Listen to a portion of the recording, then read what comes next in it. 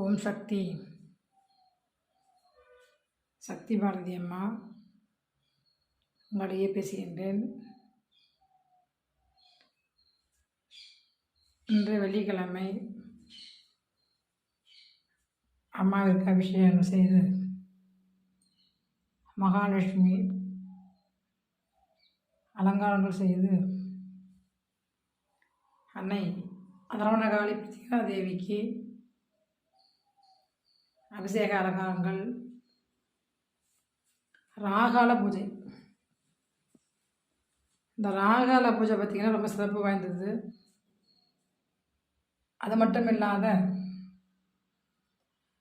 யமகண்ட நேரத்தில் சொல்லுவாங்க, யமகண்ட நேரத்தில் அம்மாவிற்கு விளக்கு ஏற்றினால் இன்னும் சிறப்பு.